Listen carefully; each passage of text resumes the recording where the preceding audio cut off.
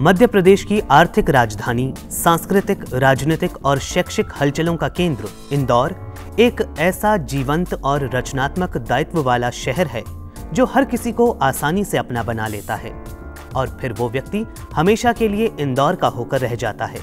होलकर साम्राज्य की राजधानी रह चुके इस शहर के साथ फिल्म, खेल, संगीत और कला की दुनिया के अनेक प्रतिष्ठित नाम जुड़े रहे हैं। भारतीय राजनीति में भी इस शहर का अच्छा खासा दखल रहा है। राजनीति के ऐसे ही प्रमुख हस्ताक्षरों में एक नाम भाजपा नेत्री सुमित्रा महाजन का भी है। इंदौर संसदीय क्षेत्र से पहली बार 1989 में भाजपा के टिकट पर चुनाव जीतकर लोकसभा पहुंचने वाली सुमित्रा महाजन ने लगातार 8वीं बार लोकसभा का चुनाव जीतकर एक कीर्तिमान भी बनाया है। 2014 में 16वीं लोकसभा का चुनाव जीतना उनकी राजनीतिक यात्रा का एक अहम पड़ाव है।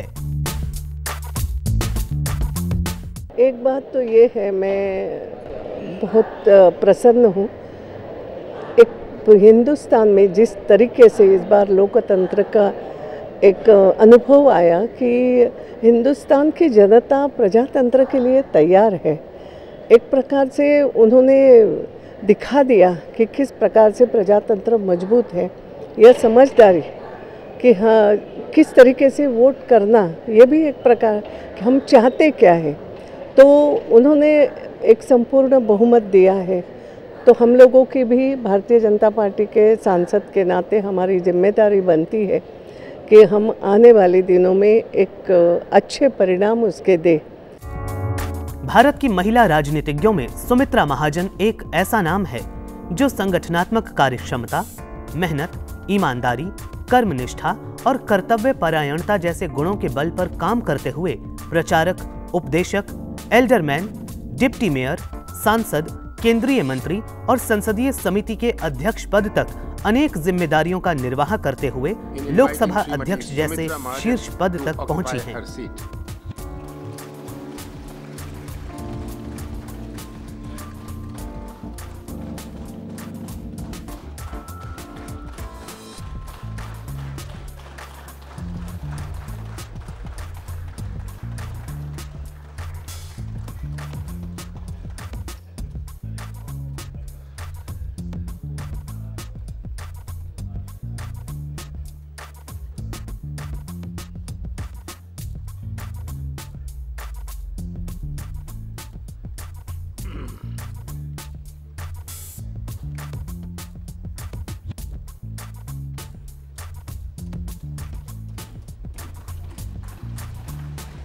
आइए।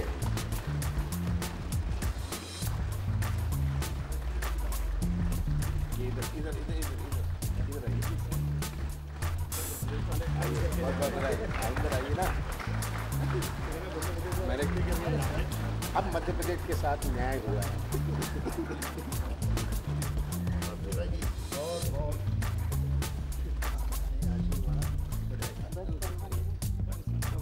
बहुत बहुत शुभकामनाएं।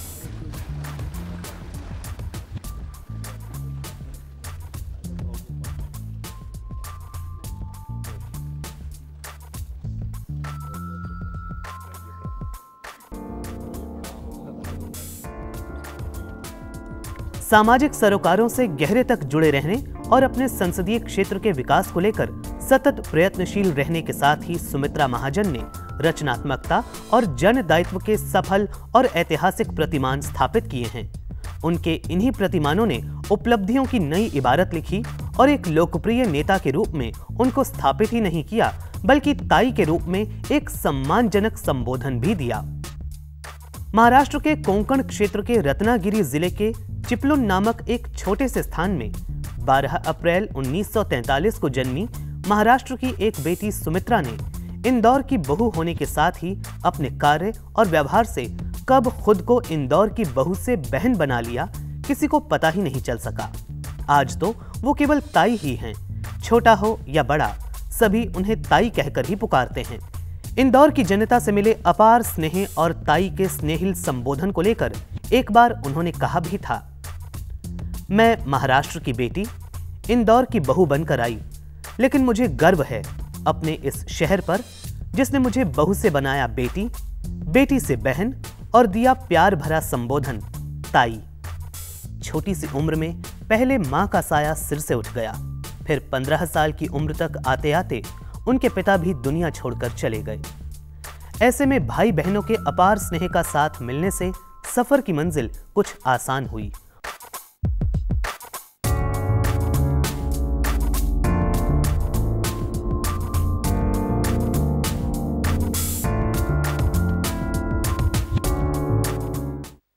मैं 8 साल की थी तो मेरी माताजी की मृत्यु हो गई थी और मैं 15-16 साल की थी तो पिताजी चल बसे। तो जीवन का जो एक संघर्ष है जी, वो मैंने अपने भाई बहनों के साथ जो जीवन का संघर्ष किया, तो हो सकता है और परिवार में वो सबसे भी बड़े कहीं होने ना के कहीं, नाते आपका जी, काफी सभी बड़े लोगों का तो हमेशा सहयोग रहा जी, मगर संघर्ष तो करना ही पड़ता है। उनके पिता राष्ट्रीय स्वयंसेवक संघ के प्रमुख प्रचारक थे।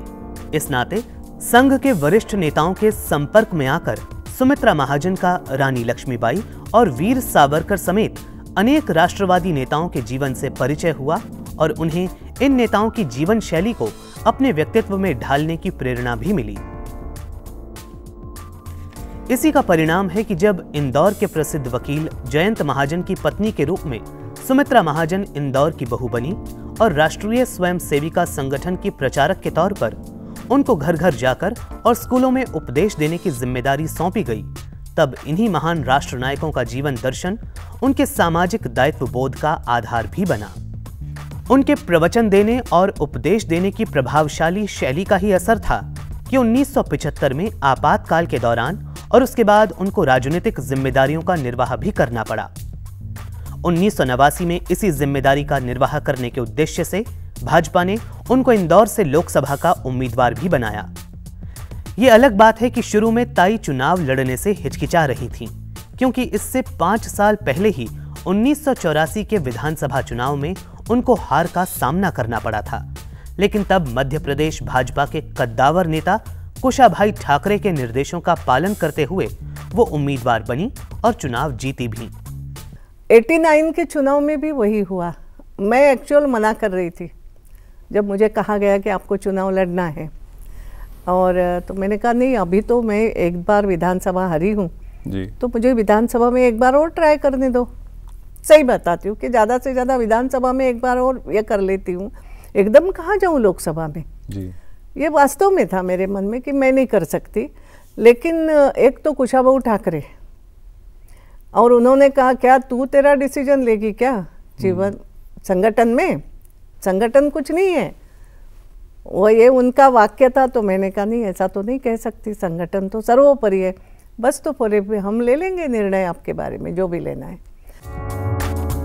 अपने सामाजिक और राजनीतिक दायित्वों का निर्वाह करने के लिए ताई ने इंदौर के होलकर शासकों की महिला शासक देवी अहिल्याबाई को अपना आदर्श माना।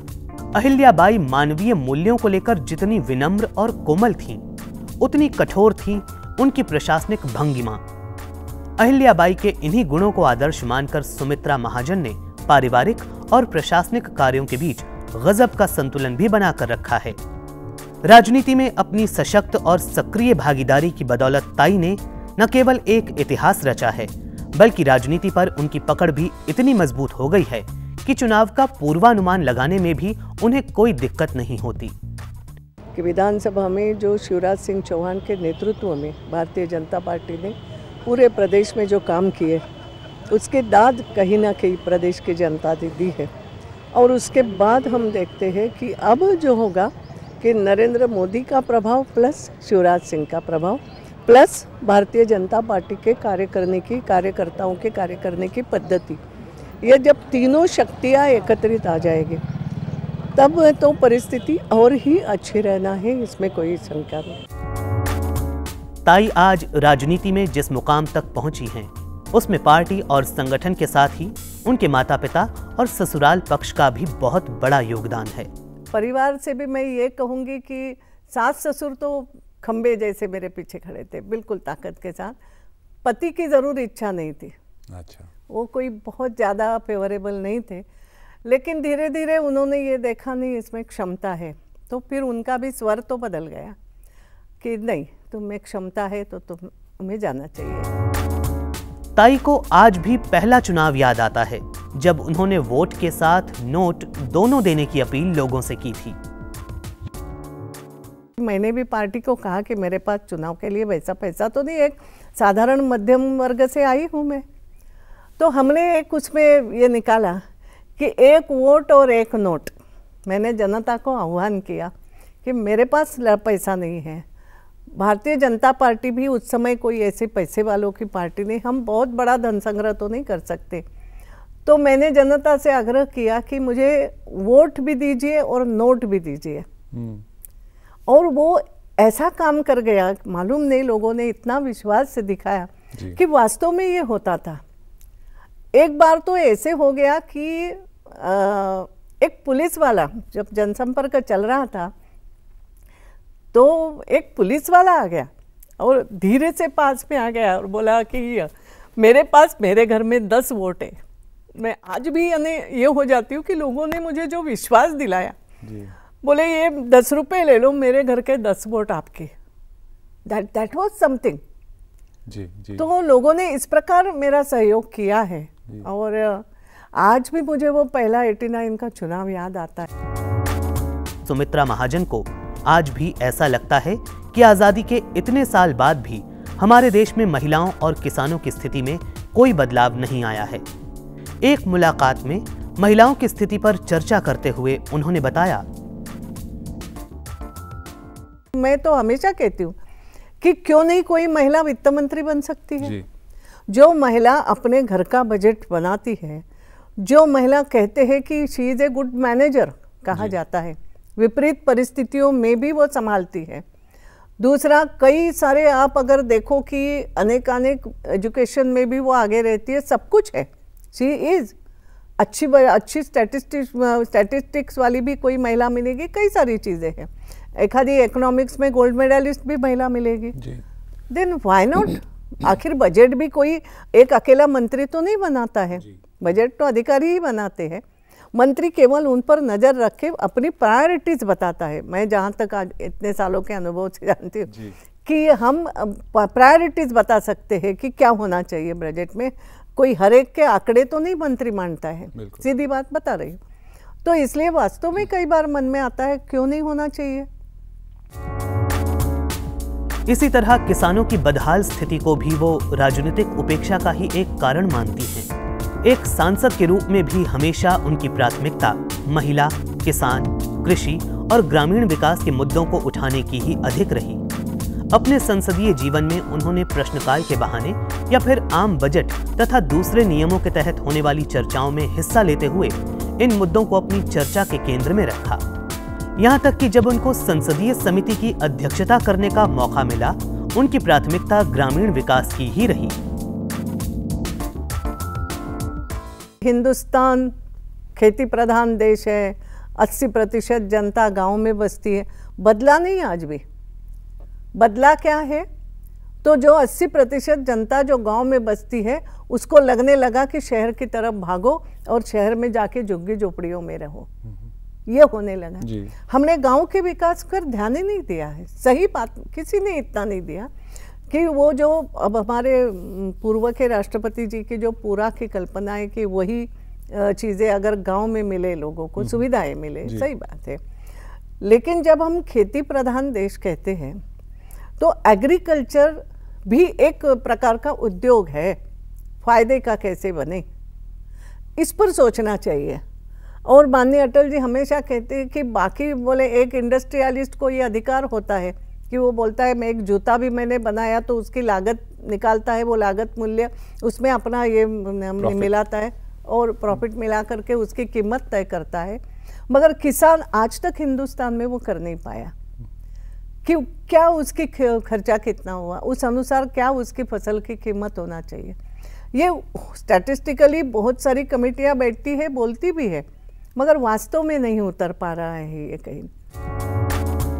15वीं लोकसभा के पूरे कार्यकाल में विपक्ष की एक सक्रिय सांसद के तौर पर उन्होंने हर तरह की संसदीय प्रक्रिया में हिस्सा लिया और शिक्षा से लेकर बेकारी, बेरोजगारी, महिला और बाल कल्याण, ग्रामीण विकास, महंगाई और मानवाधिकार समेत तमाम तरह की समस्याओं को सदन में उठाया।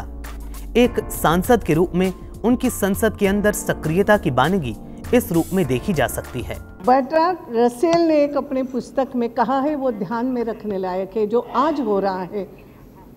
और ये तो उन्होंने कहा कि आज का मानव मानवीय कौशल तथा मानवीय मूर्खता इस बीच में कहीं ना कहीं जी रहा है। हम जब पश्चिम की तरफ देखते हैं तो ये हो रहा है, और इसलिए उनका कहना था कि मानवीय कौशल के साथ जब हम मानव संसाधन की बात करते हैं तो साथ साथ अगर उसकी समझ में वृद्धि नहीं हुई तो केवल अधिकाधिक विकास का अंत दुखमय होगा। माननीय मंत्री जी से पूछना चाहूँगी कि क्या मध्य प्रदेश को जो अपेक्षित है कम से कम 200 मेगावाट ऊर्जा आपके जो नेशनल सोलर मिशन से आप निर्मित करोगे, क्या मध्य प्रदेश को आप वो ऊर्जा देंगे? ऐसे रेडियोधर्मी पदार्थों से जिसके विकिरण होता है ब्लड में, जिसको अगर जाता है वो जिंदा भी रहता है, तो मृत्यु से भी बदतर संकट या मृत्यु से भी बदतर यातनाएं उसको सहन करना पड़ती है।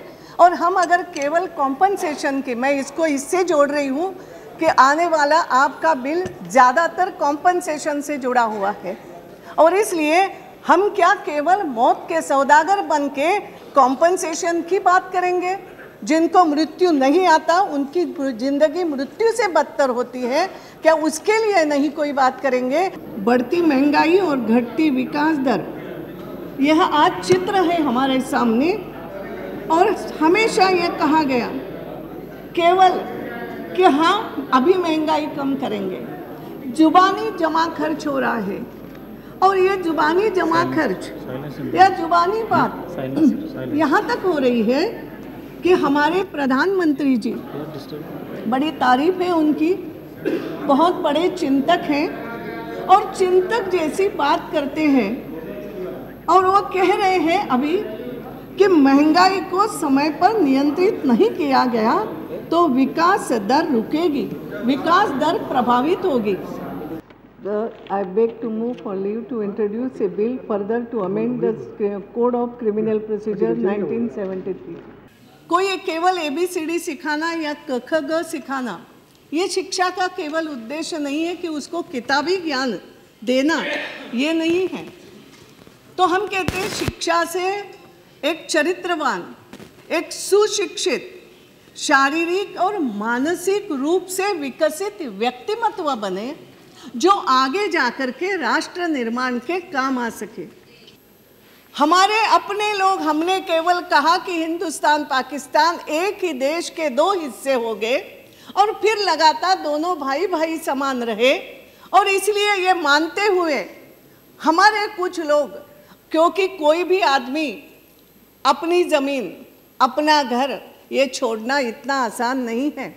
हम तो एक जगह से दूसरी जगह बदल करके जाने में भी, किराए का मकान हो तो भी हमें कहीं ना कहीं दर्द होता है, हम नहीं छोड़ते हैं सालों साल से। हम कहते हैं 25 साल से इस मकान में हम रह रहे हैं, तो हम छोड़ के जाने की बात नहीं करते। तो मेरा आज ये कहना है कि ये सोचना पड़ेगा हम लोगों को कि ये क्या हो रहा है। हमारे ही अपने लोग, कौन बात करेगा उनकी? और सालों साल आते ही जा रहे हैं। हम क्यों नहीं इस बात को जोरदार तरीके से उठाते हैं?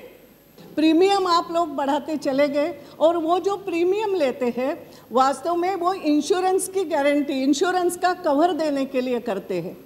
ये इंश्योरेंस का कवर देते भी है, कैसा देते हैं? जब कोई बैंक लिक्विडेशन में जाती है तो लिक्विडेशन में जाने के बाद पहले 5,000 था, बढ़ाते बढ़ाते 10,000 किया, और 1993 में इन्होंने ये 1 लाख रुपए की सीमा कर दी कि जो डिपॉजिटर्स है, अगर बैंक लिक्विडेशन में जाती है तो इंश्योरेंस कवर के रूप में उनको 1 लाख रुपया हम वापस करेंगे।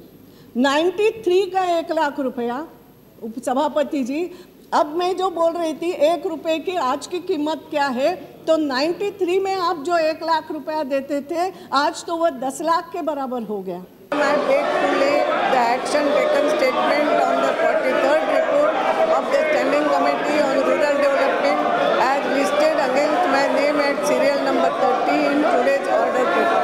इस यूपीए की सरकार ने 5 साल में जो नहीं करना चाहिए वो सब कुछ कर दिया। भ्रष्टाचार की चरम सीमा पर गए। आज भी कुछ बिल हाथ में लेकर के एक्सटेंशन की बात कर रहे हैं, लेकिन जिन महिलाओं को अधिकार देना चाहिए था, इस देश की आधी आबादी को अधिकार देना चाहिए था, आज भी ये महिला आरक्षण बिल की बात नहीं कर रहे हैं। महिलाओं को अधिकार देने की बात 5 साल में भी नहीं करी। इसके लिए मैं चाहूंगी ये सरकार खेद प्रकट करे, कम से कम आखिरी के दिन। उम्मीद है कि लोकसभा अध्यक्ष के रूप में भी ताई एक निर्णायक पारी खेलेंगी। उतने ही चुनौतीपूर्ण भी है। जो दायित्व आपने मुझे सौंपा है, उसके गुरुतर भार को वहन करने की चुनौती भी मेरे समक्ष है। मैं जानती हूँ कि मेरे लिए जो भावपूर्ण उद्गार इस सदन में विभिन्न वक्ताओं द्वारा व्यक्त किए गए हैं, वे प्रकारांतर से मुझसे की जाने वाली अपेक्षाओं के रूप में ही ज़्यादा थे।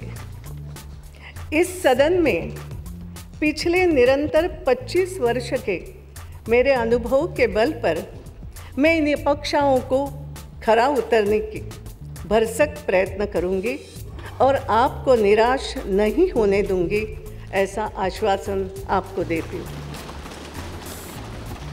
मैं स्वयं भी पूर्ण रूप से आश्वस्त हूँ कि आप सभी का सक्रिय सहयोग मुझे सदन को नियमित तथा निर्बाध रूप से चलाने में मिलता रहेगा। इस चुनाव में सुशासन और विकास का सुस्पष्ट जनादेश मिला है, जिसका सम्मान कर देश को प्रगति व विकास के पथ पर अग्रसर करना हम सभी का कर्तव्य है। आप सभी को विदित है कि विधायी कार्य हमारा अत्यंत महत्वपूर्ण कार्य है। जनता के हितार्थ पारित किए जाने वाले अधिनियमों पर अर्थपूर्ण चर्चा सदन का महत्वपूर्ण कार्य है। विस्तृत तथा सर्वांगीण चर्चा के माध्यम से ही हम त्रुटि रहित जनहित साधने वाले कानून बना सकते हैं। मेरा सभी सम्माननीय सदस्यों से अनुरोध है कि वे सदन में सार्थक चर्चा के माध्यम से विधायी कार्य में अपना योगदान दें। सदन की विभिन्न समितियां भी संसदीय प्रक्रिया में महत्वपूर्ण भूमिका निभाती है। सदन में आने वाले विषयों पर समितियों में विस्तृत चर्चा हो जाने से सदन का महत्वपूर्ण समय भी बचता है। मैं माननीय सदस्यों से अनुरोध करती हूँ कि वे सदन की जिस भी समिति के सदस्य बनेंगे, उसके कार्य में अत्यधिक रुचि लेकर विधायी कार्य को गतिमान बनाने में सहयोग करेंगे।